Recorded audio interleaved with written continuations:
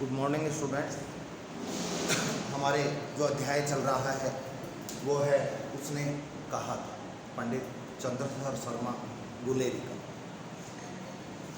इस अध्याय के हम दो चरण पढ़ चुके हैं, दो भाग पढ़ चुके हैं और दूसरे भाग में अपन ने पढ़ा था युद्ध का मैदान है, खंदक का दृश्य, खंदक के दृश्य का वर्णन है। इसके अलावा वो घायल है, कौन घायल है? लहना सिंह, और वो अपने साथी की गोद में सिर रखकर पूर्व की बातों को याद कर रहा है। पूरी फिल्म रिवर्स में घूम रही है, पूरा घटनाक्रम बैक में चल रहा है। तो तीसरे चरण में हम पढ़ेंगे दोपहर रात हो गई थी। दोपहर रात होती है क्या? अरे दोपहर तो दिन को बोलते हैं। क्या लिखा हुआ है? दोपहर रात हो गई थी। पहर यानी प्रहर, पहर यानी प्रहर।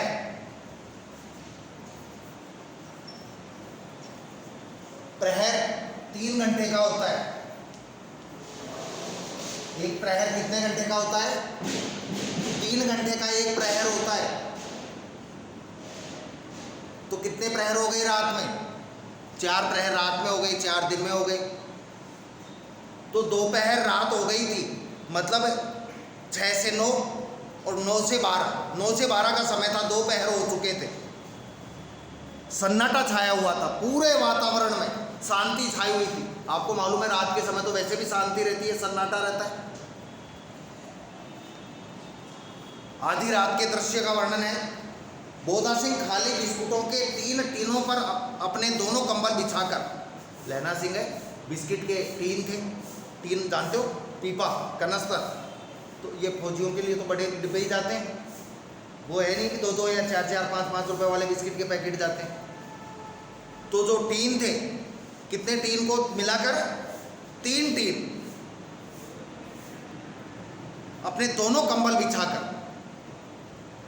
और लहना सिंह 2 कंबल और एक बरकोट ओढ़कर सो रहा है।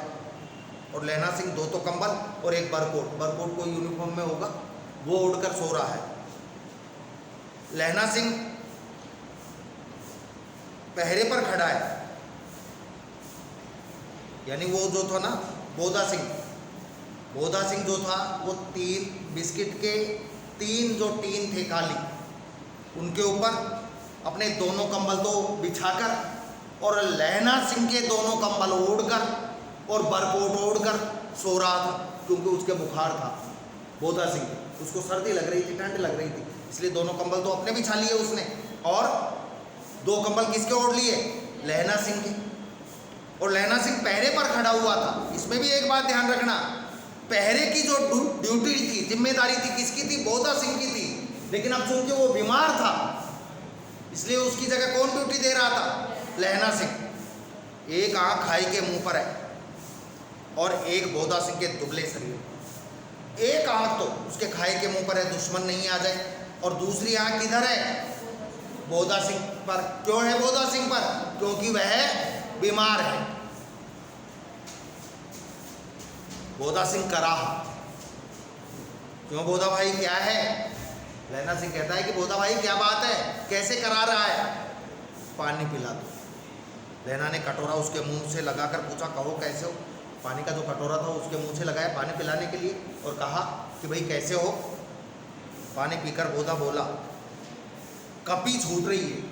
कपी जानते हो, लिखा हुआ है आगे, कब कपी, मतलब सर्दी लग रही है भयंकर तेज, रोम रोम में तार दौड़ रहे हैं। ऐसा लग रहा है कि शरीर के अंदर तार चल रहे हो, मतलब ज़्यादा ठंड होती है तो जिसको अपने राजस्थानी में बोला जाता है ना, रेल चलना। जानते हो क्या? चलती है तुम्हारे में? फिर कैसे जानते हो? वो चल रही है, मतलब बहुत ठंड लग रही है उसको।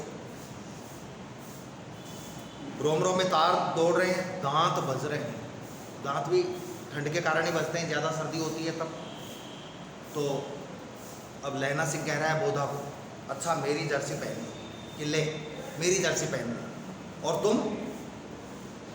अरे तुम क्या पहनोगे इतने भयंकर सर्दी में? मेरे पास सिगड़ी है, जानते होगे सिगड़ी? अरे कौन नहीं जानता, सब जानते हो। मेरे पास सिगड़ी है जिसमें कोयले डालकर काम में लिया जाता है, और मुझे गर्मी लगती है। देखो, उसका साथ देने के लिए कह रहे हैं मुझे गर्मी लगती है, जबकि पाठ के शुरू में क्या कहा था, कितनी भयंकर सर्दी पड़ रही है। केवल उसकी सहायता के लिए कह रहा है कि मुझे गर्मी लग रही है और पसीना आ रहा है, तो मेरे को इन चीज़ों की ज़रूरत नहीं है। क्या वाकई लैला सिंह को गर्मी लग रही थी, पसीना आ रहा था? नहीं ना, मैं नहीं पहनता। बोधा कह रहा है कि नहीं, मैं नहीं पहनूंगा।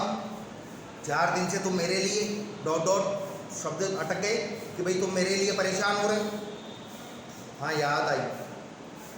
तब लैला सिंह कहता करे यार, हाँ यार याद आया है, मेरे पास दूसरी गर्म जर्सी है, ये तो मेरी तो तू ले ले, और मेरे पास एक और है। कुछ नहीं थी उसके पास, आज सवेरे ही आई है, विलायत से बुन बुन कर भेज रही है मैम, जिनके पक्ष में हम युद्ध कर रहे हैं वो मैम हैं, जो विलायत से हमारे लिए जर्सी बना बना कर बुन बुन कर भेज रही हैं कि हम उनके लिए युद्ध करते रहें, ठंड से बचे रहें। क्या वाकई जर्सी थी उसके पास? क्या उसके लिए कोई जर्सी आई थी? नहीं, केवल वो बोधा सिंह को बहला रहा है कि वो उसकी ले ले जर्सी। गुरु उनका भला करे, गुरु गोविंद सिंह, सिखों के जो धर्मगुरु हैं, कि वो उनका भला करें। यूँ कहकर लैला अपना कोट उतार कर जर्सी उतारने लगा। पहले तो उसने अपना कोट उतारा, फौजी कोट, और फिर कोट उतार कर जर्सी उतारी। जर्सी उसको दे दी, कोट उसने पहन लिया। सच कहते हो? बोधा सिंह कहता है कि यार भाई सच कह रहा है क्या? है क्या तेरे पास गर्म जर्सी? और नहीं झूठ यार, क्या यार तेरे से झूठ बोलूँगा? यूँ कहकर ना ही करते बोधा को उसने ज़बरदस्ती पहना दी, जर्सी पहना दी। ना ही करते, ना करते करते, मना करते करते बोधा सिंह को उसने जर्सी पहना। आप खाकी कोट और जीन का कुर्ता भर पहनकर पहरे पर आ खड़ा हुआ। आ गई वही बात, खुद खाकी कोट, जो आर्मी वाला है वो कोट पहनकर, और कोई जीन का कुर्ता, मोटा कपड़ा होता होगा जीन्स टाइप, वो कुर्ता पहनकर खाई के मुंह पर आ खड़ा हुआ, पहरे के ऊपर। मेम की जर्सी की कथा केवल कथा थी। हो गया क्लियर? मेम जर्सी बनकर बुनकर भेज रही थी, वो केवल एक कहानी थी, केवल बात थी। वो अपनी जर्सी उसको देना चाहता था। आधा घंटा बीता, पहरे के ऊपर आधा घंटा बीत गया।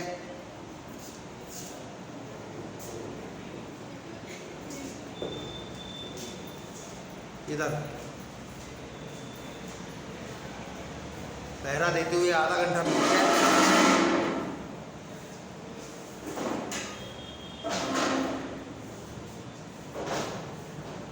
इतने में खाई के मुंह से आवाज आई। खाई के बाहर से कोई बोला, सूबेदार हजारा सिंह। कौन? लपटन साहब। लपटन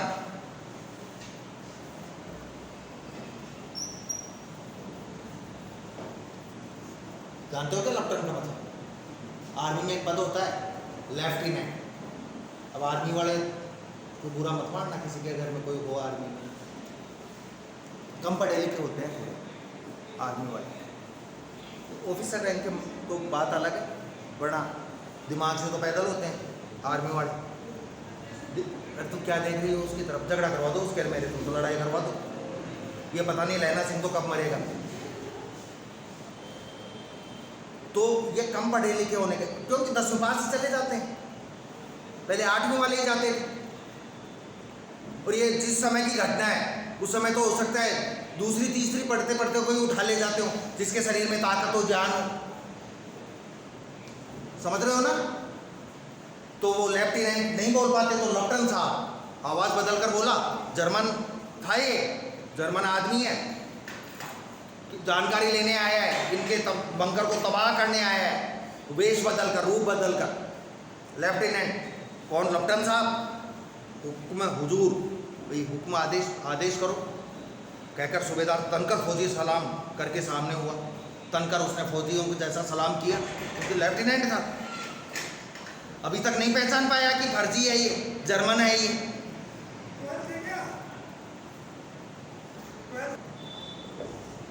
देखो इसी समय धावा करना होगा। अब एक बात समझ लो आप, वो जो लपटन साहब है, लपटन का मतलब लेफ्टिनेंट। कौन है लेफ्टिनेंट? क्या उनका ही भारतीय लेफ्टिनेंट है? नहीं। कौन है? फर्जी है वो, जर्मन सैनिक है जो लेफ्टिनेंट का वेश धारण करके आया है। अब वो फर्जी लेफ्टिनेंट आकर कह रहा है देखो इसी समय धावा करना होगा, धावा आक्रमण। मील भर की दूरी पर, 1 मील की दूरी पर, कितना किलोमीटर? 3 किलोमीटर की दूरी पर, मील भर की दूरी पर पूर्व के एक कोने में जर्मन खाई है। पूर्व 3 किलोमीटर चलोगे, पूर्व में एक जर्मन खाई है, उसमें 50 से ज़्यादा जर्मन नहीं है। कितने जर्मन सैनिक है उस खाई में, उस बंकर में? 50 के लगभग होंगे, 50 से ज़्यादा जर्मन सैनिक नहीं है उसमें। इन पेड़ों के नीचे 2 खेत काट कर रास्ता है। आगे तुम बढ़ोगे खाई खंदक से निकलकर अपने वाली से, तो 2 खेत काट कर, 2 खेत छोड़कर रास्ता है। 3-4 घुमाव हैं उस रास्ते पर, 3-4 बार घूम जाना। जैसे जैसे रास्ता घूमे, जहाँ मोड़ है वहाँ 15 जवान खड़े कराया, अपने 15 जवान खड़े हैं वहाँ, उन जवानों से जाकर मिल लो। सब फर्जी है। ये यहाँ से खंदक में से जहाँ भारतीय सैनिक थे उसमें से उन सैनिकों को निकाल कर वहाँ भेज रहा है मरने के लिए, मरवाने के लिए, ताकि वो सैनिक वहाँ जाएं और जर्मन सैनिक उनको मार दें। क्योंकि लेफ्टिनेंट कैसा है? फर्जी है।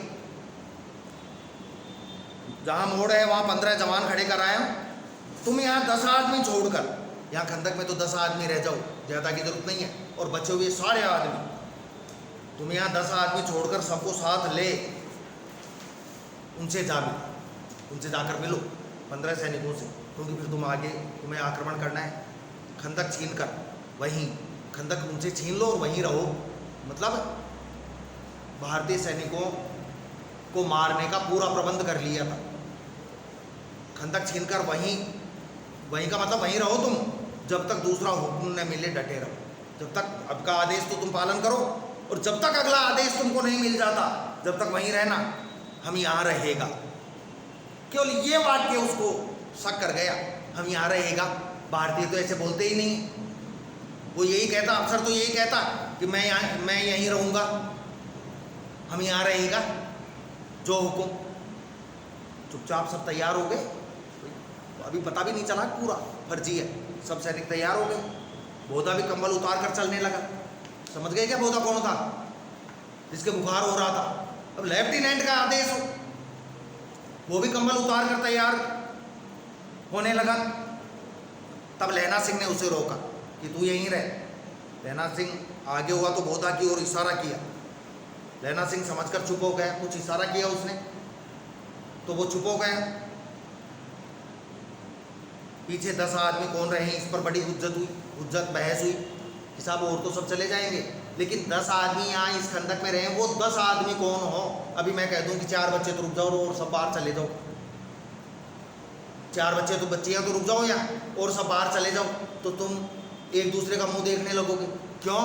कि यहाँ और तो सब चले जाएंगे, लेकिन 4 कौन रुकें? यदि मैं 4 का नाम ही बता दूं कि ये 4 बच्चे रुक जाओ, जब तो कोई दिक्कत ही नहीं होगी। अब मैं तुमको केवल ये कहूँ कि 4 बच्चियाँ तो रुक जाओ और सब बाहर चले जाओ, कंफ्यूज हो जाओगे या नहीं? वही बात हुई कि 10 आदमी कौन रहे, इस पर बड़ी हुज्जत हुई, बहस हुई। कोई रहना नहीं चाहता था, सब अपने देश के लिए काम आना चाहते थे, तब सब युद्ध में जाना चाहते थे। समझा बुझाकर सूबेदार ने मार्च किया, मतलब इधर उधर घूमकर उनसे बात करने लगा। लेफ्टिनेंट साहब लहना की सिगड़ी के पास पास मुंह फेर कर खड़े हो गए। और लेफ्टिनेंट साहब मालूम है ना, असली थे ना, तो नकली थे। वो लहना सिंह की सिगड़ी के पास आ गए और मुंह फेर कर खड़े हो गए और जेब से सिगरेट निकाल कर सुलगाने लगे।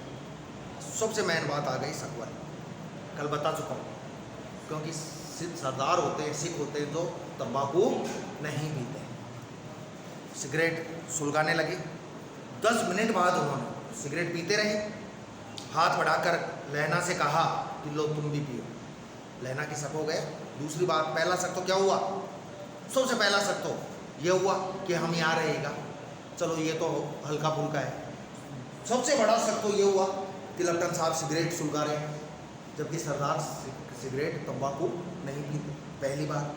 दूसरी बात, 10 मिनट बाद उन्होंने सिगरेट लहना की ओर करके कहा लो तुम भी पियो। एक अफसर बड़ा, वो अपने जूनियर को कहता ही नहीं कि ले तू मेरे साथ सिगरेट या शराब या कोई चीज़ शेयर कर, दो बातें हो गई।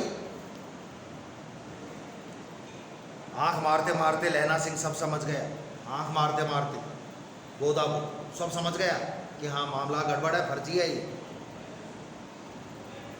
ठीक है बच्चों, बस आज यहीं तक करेंगे, कल इसके आगे पढ़ेंगे। धन्यवाद।